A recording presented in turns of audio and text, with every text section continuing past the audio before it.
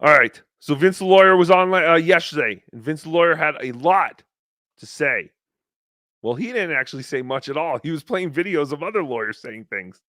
It was actually quite fantastic. All right. Do you have a clip, sir? I do have clips. It's amazing, sir. You're the best. Shut up. All right. Here are the badges that Vince the lawyer talks about and what they mean in a hypothetical. Let's just say if Vince the lawyer had a friend named Stuttering Juan. Stuttering Juan was being sued, and Stuttering Juan all of a sudden sold his house to a or not sold, but what it was called? Transfer of ownership. Oh, transfer of ownership. Yes. Well, what would that be like hypothetically? Hypothetically, sir. I feel you're very distracted by the lighting, sir. Is what I just did going to be considered a fraudulent transfer? Now they took away the word fraud. They use avoidable transfer. You may see that in New York. So if you're Googling New York law, it's voidable transfer. No big deal. It's the same exact thing. No one particular act is going to constitute fraud in terms of fraudulent transfer. What they have is this system called badges. And if you have one or two badges, if you have two badges, most likely the judge is going to determine that the transaction is a fraudulent transaction.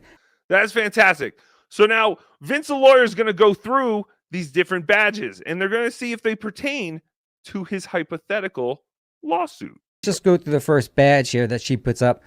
You might be retarded, sir. You shut up. Transfer or obligation to an insider, meaning did you transfer this asset to someone for whom you are related to, that you have control over, something like that? You mean like your mommy? Who does everything for you? Yes. Your request, who treats you like a 58-year-old man baby?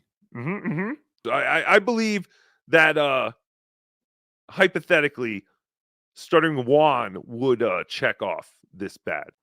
All right. So that's a check in the box for Stuttering Juan on badge 1. Let's go to the next badge. Badge number 2. Number 2, the debtor retained possession or control of the property transferred after the transfer. I mean, we're 2 for 2 so far in our hypothetical. This has nothing to do with anyone in reality. This is just a hypothetical. My good buddy, Stuttering Juan, not John, yeah. Stuttering Juan here. All right. Did I already play this clip? Let me see. I don't know. You hide what you were doing. Okay, so that one does not attribute to John Melendez. You're right. We don't have to say allegedly or a fake name because we are not suing him. We're not the ones suing him, so we can say whatever we want. So badge number 4. Before the transfer was made or obligation was incurred, the debtor had been sued or threatened with a suit. Uh-oh. That sounds like it could be John. No, sir. For weeks before, John kept saying he doesn't know what anybody's talking about. So that's 3 out of 4. It's 3 out of 4 badges that Stuttering John seems to have, be in possession of. He's collecting all these stinking badges. It's fantastic. Thank you. Another badge, the transfer was substantially all the debtor's assets. So basically saying all John has is that house. So that would be it, sir. That and the amp. That is all he has. All right. So pretty much John is, I think, is what Vince is trying to say. Here's the 6th and final badge.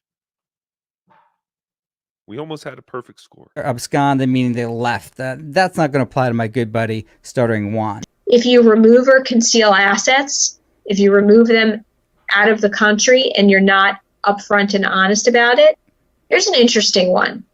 Consideration. What was I guess there were more than 6.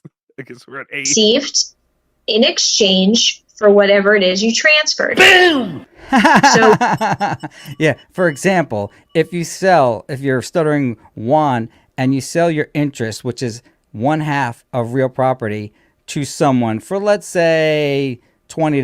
$10. Clearly, they're not getting the equivalent value. It doesn't have to be fair market value, but it has to be equivalent value, reasonably equivalent value. That's a huge red flag.